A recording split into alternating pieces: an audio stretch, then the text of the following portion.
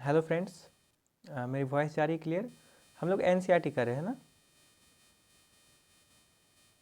हम लोग एनसीईआरटी कर रहे हैं दोस्तों। और यहाँ हम लोग अब क्या कर रहे हैं, मॉडर्न इंडिया का सेगमेंट स्टार्ट कर रहे हैं। क्लास 8 है, कौन सा है, 8th, ठीक है दोस्तों। और 8 का क्या है, 8 का 2 बुक है, ठीक है। एक है पार्ट 1 और एक पार्ट 2 है, ठीक है, समझ गए, भाग 1 और भाग 2।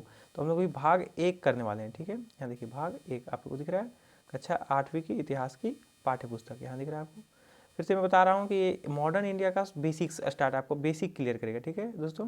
ये देखिए आप मेरे से देख रहे वीडियोस, और ये हिंदी मीडियम आपका चैनल का नाम है, ठीक है दोस्तों। मुझे रिजल्ट चाहिए, ठीक है, इसलिए क्या है कि आपको उस हिसाब से पढ़ना है, ठीक है। यूपीएससी के दृष्टिकोण से हम लोग किसकी तैयारी कर रहे हैं, यहाँ पर बताइए आप लोग।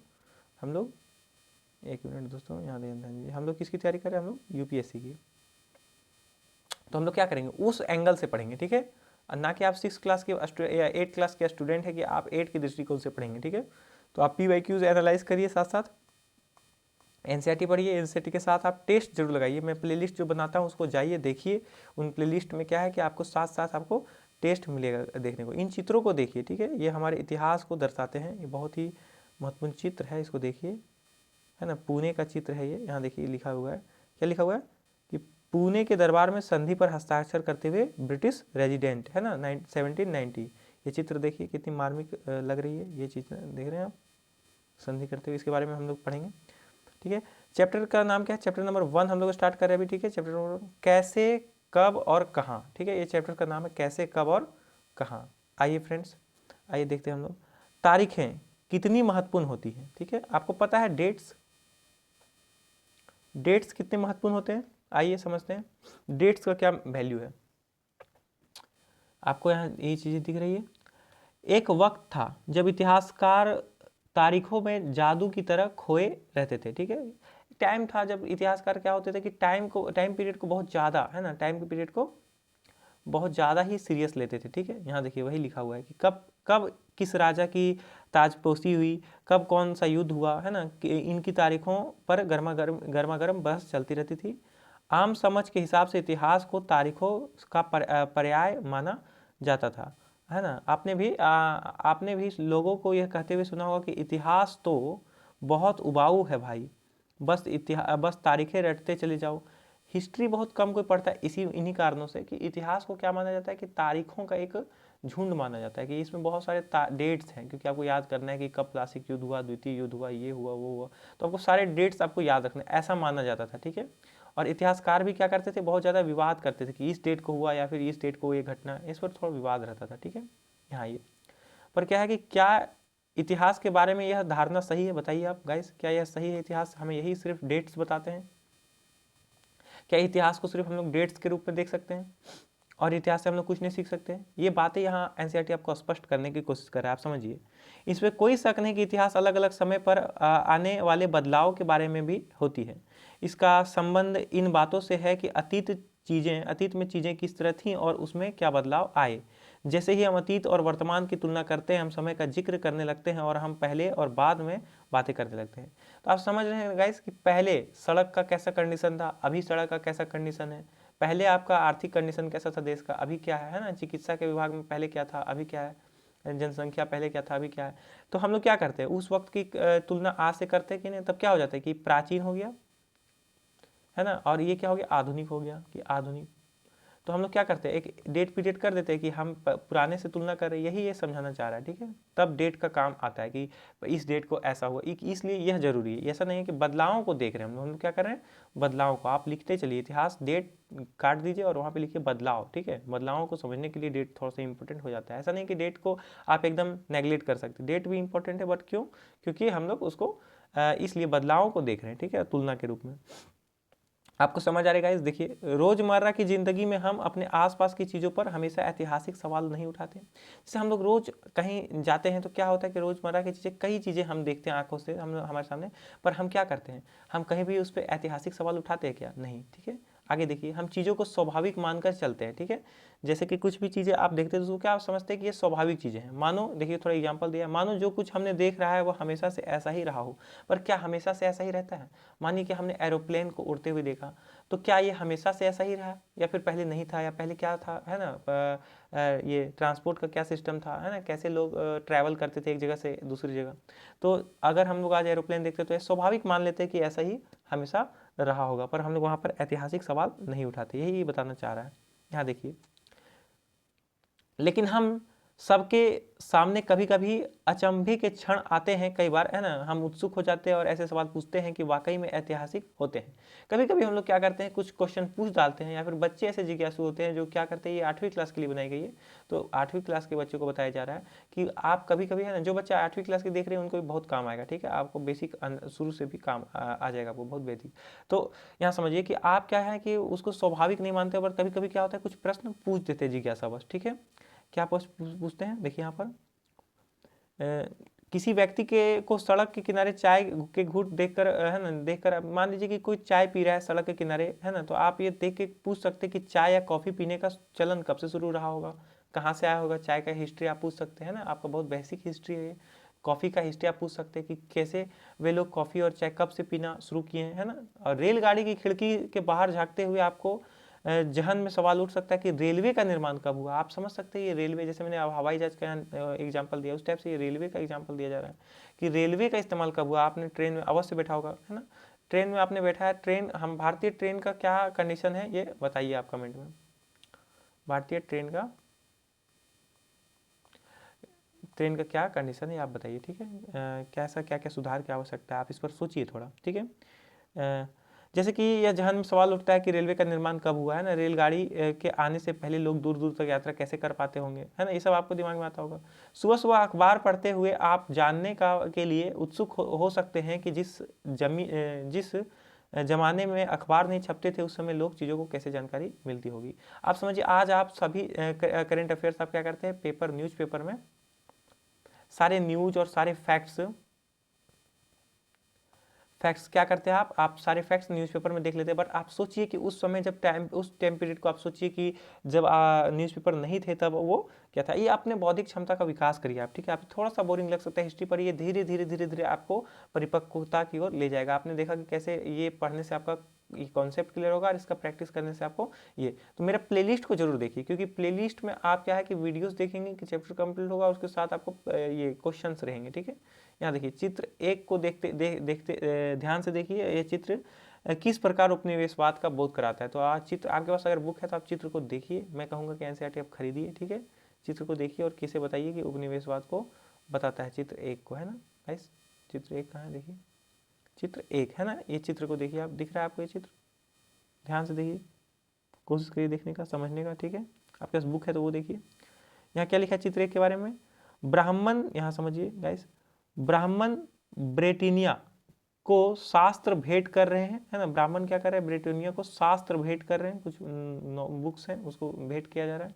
जेम्स रेनेल द्वारा तैयार किए गए पहले नक्शे का आवरण चित्र 1782 में आप देखिए, ठीक है। रॉबर्ट क्लाइव ने रेनेल को हिंदुस्तान के नक्शे को तैयार कराने का काम सौंपा, ठीक है।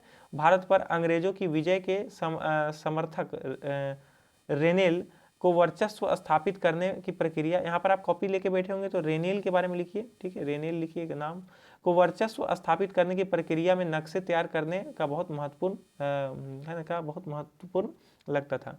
इस तस्वीर में दिखाया गया है कि भारत के लोग स्वेच्छापूर्वक अपने प्राचीन पवित्र ग्रंथ ब्रिटिश सत्ता की प्रतीक ब्रिटानिया को सौंप रहे हैं, मानो वे उसे भारतीय संस्कृति की रक्षा के लिए आग्रह कर रहे हैं। तो आप ये चित्र को देखिए, कितने मार्मिक चित्र है। और यहाँ पर आप एक नाम याद रखिए कि ये जो नाम है रेनेल, ये आप नाम याद रखिए, इससे रिलेटेड क्वेश्चन पूछा जा सकता है। आपको ये समझ आ रहा है कि जब मैप जो काम इसको दिया गया था ये सौंप रहा है उसको, ठीक है। आप ये समझिए किसे सौंप रहा है, आप यहाँ ध्यान दीजिए, ब्राह्मण ब्रिटानिया, है ना, को शास्त्र भेंट में कर रहे हैं, ठीक है। आप ये समझिए रेनेल द्वारा तैयार किया गया जो नक्शा है चित्र 7, यहाँ देखिए 782 यहाँ लिखा होगा, यहाँ पे आप डिटेल में देखिएगा तो आपको समझ आएगा, ठीक है। आगे आइए, ये सारे ऐतिहासिक सवाल हमें, यहाँ समझिए, ये सारे ऐतिहासिक सवाल हमें समय के बारे में सोचने के लिए प्रेरित कर देते हैं, ठीक है, कि समय के बारे में, कि कब से मैप्स बने हैं ना, ये समय के बारे में समझते हैं। समय को हमेशा साल या महीने के पैमाने पर ही नहीं देखा जा सकता।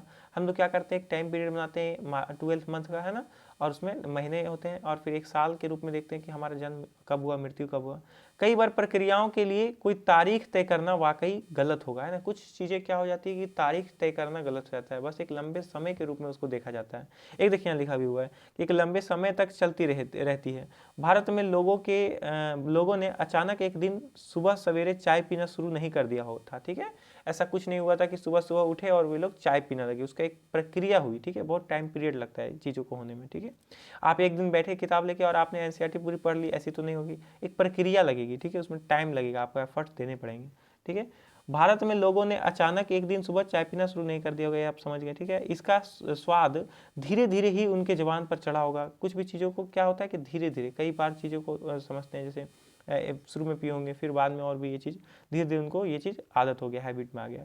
इस तरह की प्रक्रियाओं के लिए कोई स्पष्ट तिथि तय नहीं की जा सकती। तो ये बता सकते हैं कि ये क्वेश्चन का कि चाय कब से पिया जा रहा है, तो ऐसा कोई तिथि नहीं है कि इस दिन से ही पीना शुरू हुआ है, बट एक टाइम पीरियड, एक लंबे समय में क्या हुआ कि एक हैबिट के रूप में उन चीज़ों को अपनाया गया, ठीक है। इसी तरह हम ब्रिटिश शासन की स्थापना के लिए भी कोई एक तिथि नहीं तय कर सकते। हम लोग को क्या करना है, हम लोग धीरे धीरे मॉडर्न में समझना है, मॉडर्न की दृष्टिकोण से, मॉडर्न इंडिया, ठीक। तो ब्रिटिश शासन की स्थापना जो हुई, इसको एक डेट के रूप में नहीं कहा जा सकता कभी भी कि ये इस डेट को मॉडर्न आपका स्थापना हो गया, ठीक है। राष्ट्रीय आंदोलन किस दिन शुरू हुआ या अर्थव्यवस्था या समाज में किस दिन बदलाव आए, ऐसा कुछ भी नहीं कि अर्थव्यवस्था इसी दिन को आप बदल गया या फिर राष्ट्रीय आंदोलन इसी दिन को हुआ, है ना। एक लंबे पीरियड के दौरान ये सब हो रहे हैं, ठीक है। यह बताना भी संभव नहीं है, समझ गए आप, ये चीज़ बताना संभव नहीं है। सारी चीज़ें एक लंबे समय में घटती हैं, ऐसे में हम सिर्फ एक अवधि की ही बात कर सकते हैं, सिर्फ एक टाइम पीरियड का हम लोग बात कर सकते हैं कि, है ना, एक लगभग यही सही अवधि के बारे में बता सकते हैं जो खास बदलाव दिखाई देने में शुरू होंगे, ठीक है। आप समझ रहे हैं, कुछ कुछ चीज़ों को ही हम लोग डेट में करते, बाकी सबको एक टाइम पीरियड बता देते हैं। तो फिर लोग इतिहास को तारीखों से जोड़कर क्यों देखते हैं, बताइए। अगर ऐसा है तो फिर लोग तारीखों से क्यों जोड़ के देखते हैं। इस जुड़ाव की एक वजह है, क्या वजह है यहाँ समझिए। एक समय था जब युद्ध की और बड़ी बड़ी घटनाओं के ब्यौरों को इतिहास माना जाता था। एक ऐसा समय था जब क्या था कि जो जो युद्ध किए गए हैं और वो कब किए गए हैं टाइम पीरियड में, ये इसी को इतिहास माना जाता था। यह इतिहास राजा महाराजाओं और उनकी नीतियों के बारे में होता था। तो ये क्या था, मुख्य रूप से कुलीन वर्ग, राजाओं के बारे में, राजा रजवाड़ों, और क्या है कि उनकी नीतियों के बारे में, उसी को इतिहास माना जाता था। इतिहासकार यह लिखते थे कि कौन से साल राजा को ताज पहनाया गया, किस साल उनका विवाह हुआ, किस साल उनके घर में बच्चा पैदा हुआ, कौन सा साल, है ना, कौन सी लड़ाई लड़ी गई। आप समझ रहे हैं गाइस कि यही सब उसको उस वक्त हिस्टोरियन को इंटरेस्ट लगता था, यही सब वो हिस्ट्री में लिखते थे और इसे ही इतिहास समझा जाता था।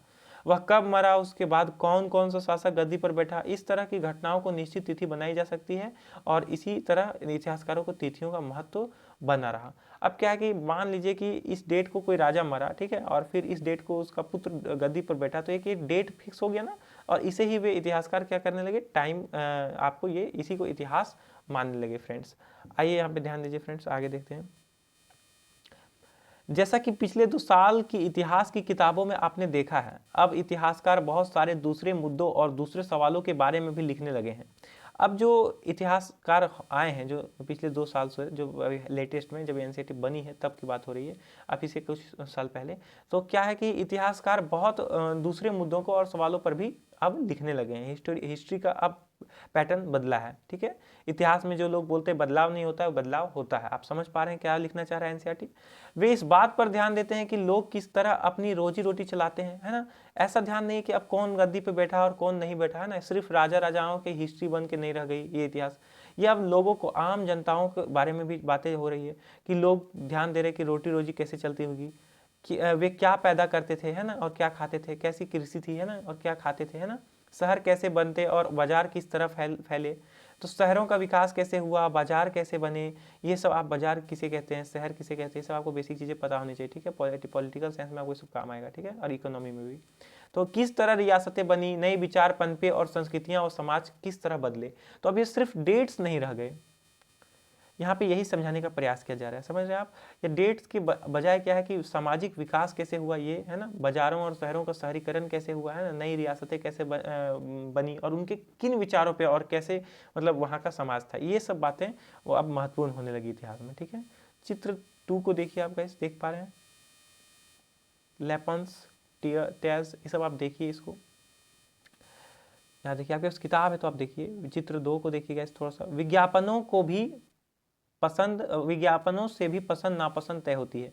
जैसे क्या होता है कि विज्ञापन आप समझते हैं, है ना, विज्ञापन आते हैं नए नए चीज़ों को कि ये खरीद लो वो खरीद लो, यहाँ पर समझिए उससे भी पसंद नापसंद तय होते हैं। ठीक है, पुराने विज्ञापनों में हमें यह समझने में मदद मिलता है कि नए उत्पादों के लिए बाजार किस तरह तैयार हुआ और किस तरह नई रुचियाँ चलन में आई। आप जब पुराने विज्ञापन देखेंगे तो आपको पता चलेगा, आप कभी गूगल करिए कि पुराने विज्ञापन को आप देखिए, ठीक है, और उससे आप आइडिया लगाइए कि उस वक्त क्या कंडीशन रहे होंगे, किन चीज़ों को लोग आकर्षित होते होंगे। विज्ञापन किसकी बनती है, जो ज़्यादातर लोग लेना चाहते हैं ना, तो उस समय के लोग क्या सोचते थे, कैसा चीज़ों को देखते थे, वो आप समझिएगा। 1922 में लिप्टन चाय के लिए तैयार किया गया यह विज्ञापन, लिप्टन चाय एक होता है 1992 में विज्ञापन इस बात का संकेत करे कि दुनिया भर के शाही लोग यही चाय पीते थे। सिर्फ शाही लोग, खासतौर पे आप देख रहे हैं वर्ड्स को कैच कर रहे हैं यहाँ पे जो ब्रैकेट्स में, इसको आप पढ़ना इग्नोर मत करिए, ठीक है, इसको आप समझिए, यही चाय पीते थे। इस तस्वीर के पीछे की एक तरह भारतीय महल दिखाई दे रहा है, एक तरफ भारतीय महल दिखाई दे रहे हैं, जबकि अगले हिस्से में ब्रिटेन की रानी विक्टोरिया की का तीसरा बेटा राजकुमार अर्थात घोड़े पर बैठा हुआ है। राजकुमार अर्थात ड्यूक ऑफ कॉन्स की पदवी दी गई है, ड्यूक ऑफ कॉन्स की पदवी इस राजा को दिया गया, आप यहाँ पर देख पा रहे हैं। और पीछे क्या है, भारतीय महल बनाया गया है, ठीक है। तो ये चाय का ये आपको ये आपका क्या कहते हैं इसको, आपका ये विज्ञापन है, ठीक है। आप समझ रहे हैं कि चाय उस वक्त कौन लोग पीते थे, आप इसे चित्रों से समझ सकते हैं कि कौन लोग चाय पीते थे। तो आप ये समझिए कुलीन लोग खास तौर पे, है ना। यहाँ आइए, कौन सी तारीख है, अगला सब टॉपिक है कौन सी तारीख है। आप समझ रहे हैं, कुछ तारीखों को महत्वपूर्ण मानने का पैमाना क्या होता है, कुछ डेट्स इंपॉर्टेंट क्यों हो जाते हैं, है ना। सभी डेट्स इंपॉर्टेंट नहीं है, पर एज ए हिस्ट्री पढ़ने के, as a student of history आप क्या करें, डेट्स का आप कुछ डेट्स को इंपॉर्टेंट मानते हैं, है ना। किन डेट्स को मानते हैं, हम जो तारीखें चुनते हैं, जिस तारीखों को के इर्द गिर्द हमारा अतीत का है ना, अतीत की कहानी बुनते हैं, वे अपने आप में महत्वपूर्ण नहीं होते। आप समझ रहे हैं, वे इसलिए महत्वपूर्ण हो जाती हैं क्योंकि हम कुछ खास घटनाओं को महत्वपूर्ण मानकर चलने लगते हैं। अगर अध्याय का विषय बदल दिया जाए और अगर हम नए मुद्दे पर ध्यान देने लगे तो महत्वपूर्ण तारीखें भी बदल जाएगी। आप समझ रहे हैं गाइस, एक उदाहरण पर विचार कीजिए कि भारत में ब्रिटिश इतिहासकारों ने जो इतिहास लिखे उनमें हेकर गवर्नर जनरल का शासनकाल महत्वपूर्ण है। हेकर गवर्नर जनरल का शासनकाल महत्वपूर्ण है। ये इतिहास प्रथम गवर्नर जनरल वारेन हेस्टिंग्स के शासनकाल में शुरू होते थे और आखिरी वायसराय लॉर्ड माउंटबेटन के साथ खत्म होते थे। अलग अलग अध्यायों में हम दूसरे governor general Hastings, Wellesley, Bentinck, Dalhousie, है ना, एक minute guys, Canning, Lawrence, Lytton, Ripon, Curzon, Hardinge, Irwin के बारे में भी पढ़ते हैं। आप यहाँ कुछ समझ रहे गाइस, यहाँ पे एनसीईआरटी आपको कॉन्सेप्ट तो बता ही रहा है, साथ में कुछ फैक्ट्स आपको दिया गया है कि गवर्नर जनरल, एक लंबी श्रृंखला जो गवर्नर जनरलों की यहाँ बताई जा रही है। आप क्या करिए, नोटबुक में अपना ये लिखिए, क्योंकि लिखेंगे नहीं तो आपको याद नहीं होगा, ठीक है। इनके बारे में पढ़ना, और ये सब क्या है, भारतीय गवर्नर जनरल। मान लीजिए यूपीएससी पूछता है आपसे कि निम्नलिखित में कथनों पर विचार करिए और बताइए कि इनमें से कौन सा गवर्नर जनरल की श्रेणी में नहीं थे, कभी नहीं थे या फिर कभी थे, तो आप इन ऑप्शंस में से आपको इजी होगा। आप समझ रहे हैं, तो मैं एक बार फिर से इसको पढ़ रहा हूँ, यहाँ ध्यान दीजिए आप गाइस। हेस्टिंग, वेलेंजी, Bentinck, Dalhousie, Canning, Lawrence, Lytton, Ripon, Curzon, Hardinge, Irwin, ये सब क्या है हमारे लॉर्ड, ये सब हमारे क्या है, गवर्नर जनरल है, ठीक है। लॉर्ड माउंटबेटन क्या है, अंतिम आखिरी वायसराय है। आखिरी वायसराय कौन है, लॉर्ड माउंटबेटन। और ब्रिटिश है ना, और ये देखिए यहाँ पर गवर्नर जनरल कौन है दोस्तों, यहाँ देखिए प्रथम गवर्नर जनरल वारेन हेस्टिंग, ठीक है, ये आप याद रखिए। प्रथम गवर्नर जनरल वारेन हेस्टिंग से अंतिम आखिरी वायसराय लॉर्ड माउंटबेटन, आपको दिख रहा है यहाँ पर, यहाँ देखिए गवर्नर जनरल वारेन हेस्टिंग और लॉर्ड माउंटबेटन। ये कुछ फैक्ट्स है, आपको ये सब लिखते चलना है, ठीक है, और ये सबको श्रृंखला आपको बनाते चलना है। इसके बारे में पढ़ते हैं। इस इतिहास में गवर्नर जनरलों और वायसरायों का कभी न खत्म होने वाला सिलसिला ही छाया रहता था। तो क्या था उस वक्त हमारे इतिहास का टॉपिक क्या था, हमारे मुद्दा हमने चुना था कि लॉर्ड ये हमारे वायसराय, ठीक है। तो हम क्या करेंगे, उन वायसरायों का ही अध्ययन कर रहे हैं, और ये बहुत ही सिलसिला एकदम छाया था। इतिहास की इन किताबों में सारी तारीखों का महत्व इन्हीं अधिकारियों उनकी गतिविधियों, नीतियों, उपलब्धों पर तय होता था। जब उस वक्त के इतिहास लिखे जा रहे थे तब क्या था कि इन्हीं हमारे लॉर्ड माउंटबेटन और डलहौजी, इन्हीं सब के गवर्नर जनरलों के ही इर्द गिर्द इतिहास पूरा गुजर रहा था और उन्हीं के नीतियों, उन्हीं के कामों को दिखाया जा रहा था इतिहास में, ठीक है। यही समझाने का प्रयास कर रहे हैं। ऐसे ऐसे यह ऐसा था मानो, यहाँ ध्यान दीजिए, यह ऐसा था मानो इन लोगों के जीवन के बाहर कोई ऐसी चीज नहीं थी जिसे जानना महत्वपूर्ण हो। एक बात बताइए कि क्या सिर्फ गवर्नर जनरल्स को ही जान लेना और अंतिम वायसराय तक आपको ये जान लेना, प्रथम है ना, वहां से लेके माउंटबेटन तक आपको जान लेना ही पर्याप्त था चीज़ों को समझने के लिए, या इसके अलावा अन्य गतिविधियां भी उस वक्त के टाइम पीरियड में चल रही थी? इन लोगों के जीवन का क्रम ब्रिटिश भारत के इतिहास में अलग अलग अध्यायों का विषय बन जाता था, ठीक है। यहाँ आगे ध्यान दीजिए, क्या हम इसी दौर के इतिहास को अलग अलग ढंग से नहीं लिख सकते थे? बताइए, इसी टाइम पीरियड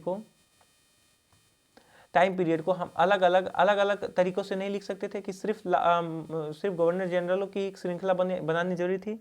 वहाँ के हिस्टोरियन उसको, उस टॉपिक को ज़्यादा महत्व दे रहे थे। आप समझ रहे चीज़ों को? गवर्नर जनरलों के इस इतिहास के चौकटे में हम भारतीय समाज के विभिन्न समूहों, वर्गों की गतिविधियों पर किस तरह ध्यान दे सकते हैं? बताइए कि अन्य समूह, जो ग्रामीण समूह है ना, कृषि समूह है, अन्य व्यावसायिक समूह हैं, जो लोग हैं, वो लोग क्या है कि और भी चीज़ों को हम लोग ध्यान दे सकते हैं ना गाइस। देखिए फ्रेंड्स, मैं नहीं चाह रहा कि वीडियोस लंबी हो, ठीक है, ध्यान दे सकते हैं। थोड़ा सा और पढ़ते हैं। जब हम इतिहास या कोई कहानी लिखते हैं, है ना, हम क्या करते हैं, कोई कहानी आपने लिखी गाइस, आप कुछ कहानी लिखने का ट्राई करिए खुद से, है ना, या फिर इतिहास लिखने का खुद से ट्राई करिए। एक बार कोई चीज़ पढ़िए, उस पर खुद से आप अपने शब्दों में एक इतिहास ऐसा लिखिए जैसा कि कोई बुक लिखा जा रहा है। आप एक बार ट्राई तो करिए दोस्तों, ठीक है। ऐसा नहीं कि सब आपको बना बनाया मिल रहा है, आप खुद से भी तो कुछ ट्राई करिए, है ना। यूपीएससी आपको करना है मुझे पता है, लेकिन आप क्या करिए, कुछ चीज़ों को ट्राई करिए, आपके विकास होगा, बौद्धिक क्षमता बढ़ेंगी आपकी, ठीक है। हम इतिहास को, है ना, कहानी लिखते हैं तो उसे टुकड़ों या अध्यायों में बांट देते हैं। क्या करते हैं हम लोग, पार्ट 1, पार्ट 2 या चैप्टर 1, चैप्टर 2 करके आपने क्या करते हैं, उनको बांट देते हैं। हम ऐसा क्यों करते हैं? ऐसा इसलिए किया जाता है ताकि इस हर अध्याय में कुछ सामंजस्य रहे। समझ रहे हैं आप? सामंजस्य रहे, बैठा रहे। आप इसलिए ना करते हैं, टाइम पीरियड इतिहास में प्राचीन भारत, मध्यकालीन, आधुनिक, इसलिए बांट दिया जाता है। कहानियों में अध्याय 1, अध्याय 2 बांट दिया जाता है ना, कि सामंजस्य बना रहे, सबका अपना एक कुछ बना रहे। दूसरा चीज़ जो कि ये आपका इंटरलिंक होते हैं, बट अपना एक कुछ उनका ये रहता है, ठीक है, उनका एक महत्व रहता है, वो बना रहे, ठीक है। वो उसमें आप दूसरा चीज़ नहीं डाल सकते। जैसे आप मान लीजिए व्यापार पढ़ रहे चैप्टर, तो आप उसमें कृषि, आप एक टॉपिक है तो उसको वहाँ नहीं डाल सकते, आप उसको अलग पढ़ेंगे, कृषि को, व्यापार को आप अलग पढ़ेंगे, है ना। तो उसका एक अपना महत्व है, सामंजस्य इसलिए बना रहेगा।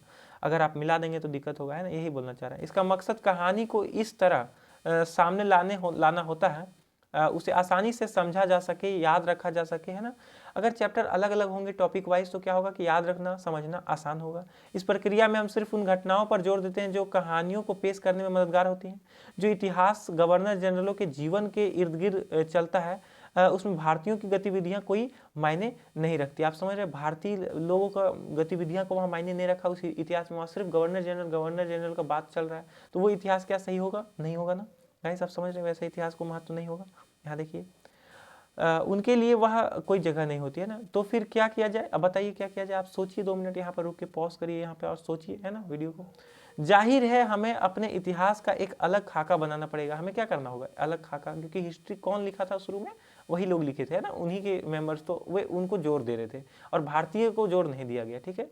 तो इसका मतलब यह है कि अब तक जिन तिथियों को महत्व दिया जा रहा था वह महत्वपूर्ण नहीं रहेंगे, हमारे लिए नई तिथियां महत्वपूर्ण हो जाएंगी। आप समझ रहे हैं, जब हम लिखेंगे तो क्या हो जाएगा कि उन चीज़ों को जो भारतीय समाज को दर्शाएंगे उन पर लिखा जाएगा, तो क्या हो जाएगा कि वे डेट्स महत्वपूर्ण नहीं रह जाएंगे, ठीक है। आप समझ रहे हैं इन चीज़ों को।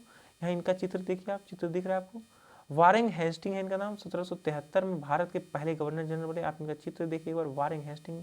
ये ऐतिहासिक लोगों के चित्रों को आप देख के बहुत ही गर्व महसूस करते होंगे। पर यहाँ देखिए, इतिहास की किताबों में गवर्नर जनरलों के कारनामों, जीवनों में उनकी गौरव गाथाओं और तस्वीरों को उनके भव्य व्यक्तित्वों से उभारा गया है।